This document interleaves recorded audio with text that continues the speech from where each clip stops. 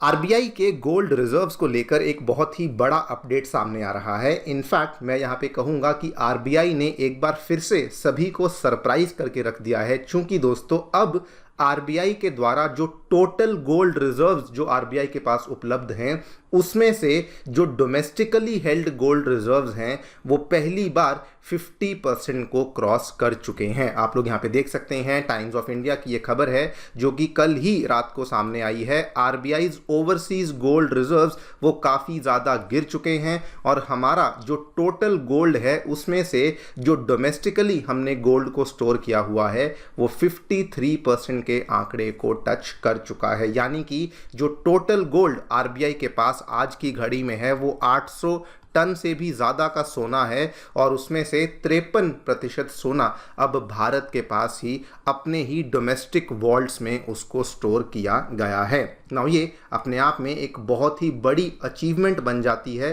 भारतीय अर्थव्यवस्था के लिए, बिकॉज याद कीजिए 1991 का वो टाइम जब भारत को एक इकोनॉमिक क्राइसिस के बीच में रातों रात अपना ढेर सारा सोना इंडिया से बाहर भेजना पड़ा था, लेकिन आज हम लोग इस लेवल पर आगे आ चुके हैं कि 50% से भी ज़्यादा सोना अब भारत के पास डोमेस्टिकली अपने वॉल्ट्स में ही दोस्तों स्टोर किया जा रहा है। इसी पूरी डेवलपमेंट के बारे में बातचीत करेंगे कि आखिरकार क्या क्या वो कदम थे जो कि आरबीआई के द्वारा लिए गए जिसकी बदौलत आज हम लोग अपना जो अधिकांश सोना है उसको डोमेस्टिक वॉल्ट्स में स्टोर कर पा रहे हैं। और इसका एक बहुत बड़ा फैक्टर यहाँ पे फॉरेक्स रिजर्व्स के साथ भी लिंकेज है, उसको भी समझने का प्रयास किया जाएगा। आइए शुरू करते हैं दोस्तों मेरे साथ। मेरा नाम है अनिरुद्ध। यदि आप लोग हमें फॉलो करना चाहते हैं, हमारे लेक्चर्स के अपडेट्स को प्राप्त करना चाहते हैं तो यहाँ पर दिए गए टेलीग्राम चैनल्स के माध्यम से ऐसा कर सकते हैं। All right, so directly coming to the point, जो डेटा सामने आया है वो बताता है कि आरबीआई के पास जो टोटल सोना अवेलेबल है जिसका एग्जैक्ट नंबर इनफैक्ट मैं अगर आपको बताना चाहूं तो वो 822 टन का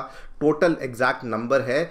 उसमें से जो मेजॉरिटी सोना है यानी कि 50% से ज़्यादा सोना जो है वो अब भारत के डोमेस्टिक वॉल्ट्स में ही उसको स्टोर किया गया है। आप लोग देख सकते हैं 2021 में ये आंकड़ा 39% था, यानी कि केवल 39% सोना जो टोटल आरबीआई के पास था केवल 39% इंडिया में स्टोर किया गया था। लेकिन इस साल मार्च 2024 तक का डेटा ये बताता है कि 53% सोना अब आरबीआई के द्वारा डोमेस्टिकली ही स्टोर किया गया है। इसके पीछे क्या क्या कारण है?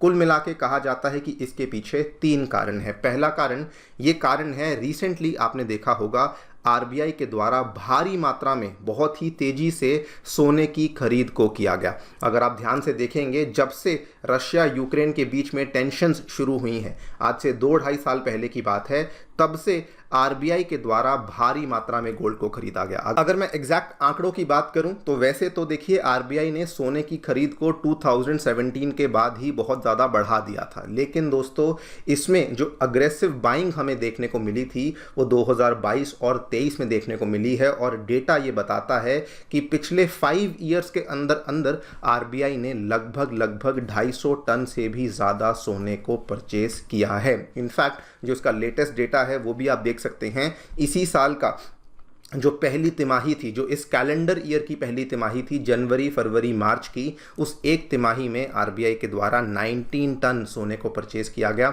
इसका ब्रेकअप भी आप यहाँ पर देख सकते हैं। और इसी की बदौलत सबसे पहली बात तो आरबीआई का जो ओवरऑल गोल्ड का रिजर्व था वो यहाँ पे बढ़ता गया, लेकिन आरबीआई ने ये भी मेक श्योर किया कि जो हम लोग नया नया सोना यहाँ पे परचेज कर रहे हैं उसको मेजॉरिटी हम लोग इंडिया के ही जो डोमेस्टिक वॉल्ट्स हैं उसके अंदर इसको स्टोर कर रहे हैं। वैसे आपको नॉलेज के लिए बताना चाहूँगा कि आरबीआई का जो डोमेस्टिकली हेल्ड गोल्ड रिजर्व होता है वो या तो मुंबई में स्टोर किया जाता है, मुंबई में मिंट रोड में जो आरबीआई की पुरानी ऑफिस की बिल्डिंग है वहां पर, या फिर उसको नागपुर में स्टोर किया जाता है। दूसरा बड़ा कारण जो कि कंट्रीब्यूट करता है इंडिया के डोमेस्टिकली हेल्ड गोल्ड रिजर्व्स को बढ़ाने में, वो था रिसेंटली आरबीआई ने एक बहुत ही बड़ा कदम लिया था। पिछले महीने मई महीने के अंत की बात है, आरबीआई ने एक झटके में यूके में पड़ा हुआ जो हमारा सोना है उसमें से 100 टन ऑफ गोल्ड को हम लोग वापस लेकर आए थे। और इवन दो जब ये डेवलपमेंट सामने आई थी तो हमारे modest RBI governor mister Shaktikanta Das ji ने कहा कि ये हम लोग इसलिए कर रहे हैं बिकॉज हमारी जो डोमेस्टिक स्टोरेज कैपेसिटी है वो बढ़ चुकी है, इसलिए हम लोग सोने को वापस ला रहे हैं। लेकिन मैं पर्सनली इस चीज़ को बिलीव नहीं करता। आई लाइक टू बिलीव कि इंडियन इकोनॉमी जो है वो बहुत ज़्यादा आगे बढ़ चुकी है। याद कीजिए 1991 में भारत के क्या हालात थे। हमारे ऊपर जो विदेशी उधार था वो लगभग 72 बिलियन डॉलर का था, लेकिन हमारे टोटल फॉरेक्स रिजर्व्स केवल 5.8 बिलियन डॉलर के थे। और वर्चुअली इंडियन इकोनॉमी की हालत ये कही जा रही थी कि इंडियन इकोनॉमी एक फ्री फॉल में जा चुकी है। उस टाइम पे एक क्राइसिस से बचने के लिए इंडियन इकोनॉमी के द्वारा भारी मात्रा में गोल्ड को रातों रात बाहर भेजा गया था, उसको प्लेज किया गया था सो दैट इंडियन इकोनॉमी की ये वाली स्थिति जो है उससे हम लोग बाहर आ सकें। लेकिन आज दोस्तों स्थिति ऐसी आ चुकी है कि हमारे पास जो है इतना सोना हो चुका है कि हम लोग उस सोने को बाहर नहीं रख रहे, हम लोग उस सोने को वापस इंडिया में ही रखना प्रेफर करते हैं। इसके पीछे एक और, जिसको मैं तीसरा कारण बोलता हूँ, एक और कारण है, that is India's forex reserves. India के फॉरेक्स रिजर्व्स ने अपना सबसे ऐतिहासिक ऑल टाइम हाई नंबर को टच किया है, that is of 650 billion dollars. ये भी एक बहुत बड़ा कारण है कि अब हमें हमारे सोने को बाहर रखने की आवश्यकता होती ही नहीं है। ये जो टोटल नंबर आप यहाँ पे देख रहे हैं 650 बिलियन डॉलर का, इसके मायने बड़े सिंपल हैं कि इंडिया के पास इतने फॉरेन रिजर्व्स अवेलेबल हैं जिससे कि हम लोग हमारे 11 महीने के जो इंपोर्ट्स हैं उनको भी फाइनेंस कर सकते हैं। सो कुल मिला के ये 3 बड़े कारण रहे हैं जिसकी वजह से जो गोल्ड रिजर्व्स हैं उनको डोमेस्टिकली हमने बढ़ाया है। ओवरऑल अगर आप ब्रेकअप देखेंगे तो 822 टन सोने में से 435 टन सोना अब इंडिया के द्वारा डोमेस्टिकली होल्ड किया जाता है दोस्तों, एंड फॉरेन लोकेशंस में 385 टन सोना है जो कि हम लोग यहाँ पर होल्ड कर रहे हैं। इसका ब्रेकअप भी आप यहाँ पे देख सकते हैं। यूके में अभी भी 337 टन सोना है एंड अप्रॉक्सीमेटली 50 टन के आसपास सोना हमारे द्वारा स्विट्जरलैंड में स्टोर किया गया है। वैसे मैं आपको यहाँ पे मेंशन करना चाहूँगा कि ये जो गोल्ड खरीदने का रश जो कि आरबीआई ने शोकेस किया है और गोल्ड को वापस अपने घर में लाने का जो ये कदम आरबीआई ने लिया है, ये केवल आरबीआई ही नहीं कर रही है, दुनिया के अलग अलग सेंट्रल बैंक्स के द्वारा ये वाला कदम लिया जा रहा है। रिसेंटली एक सर्वे कंडक्ट किया गया था, इन्वेस्को सर्वे के नाम से सर्वे कंडक्ट किया गया था जिसमें कि 57 से भी ज़्यादा सेंट्रल बैंक्स को इन्वॉल्व किया गया था और उसमें ये दोनों ही डेटा हमें देखने को मिला है कि इन सभी सेंट्रल बैंकों के द्वारा पिछले 8 से 10 सालों में अपने गोल्ड एक्सपोजर को सिग्निफिकेंटली बढ़ाया गया है और इन सभी बैंकों के द्वारा इन गोल्ड्स को जो कि पहले यूके में रखा जाता था उस गोल्ड को अब वापस अपनी कंट्री में लाया जा रहा है। इनफैक्ट सर्वे ये कहता है कि अलग अलग देशों के जो सेंट्रल बैंक्स हैं उन्होंने डोमेस्टिकली हेल्ड गोल्ड रिजर्व्स को ऑलमोस्ट 68% पर ले जाया गया है और आगे आने वाले समय में ये 74% तक इस आंकड़े को ले जाया जाएगा।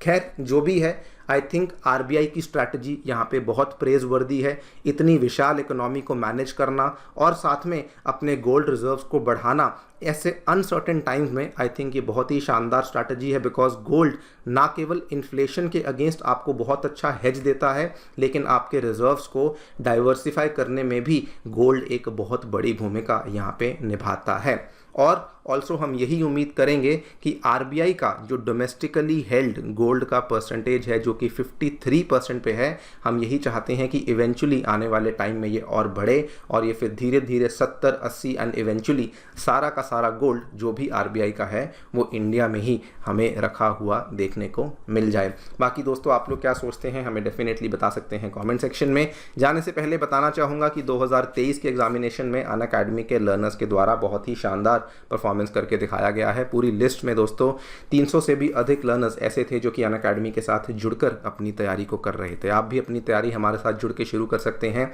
हमारे सेंटर्स करोल बाग में, मुखर्जी नगर में और उत्तर प्रदेश के प्रयागराज में आ चुके हैं।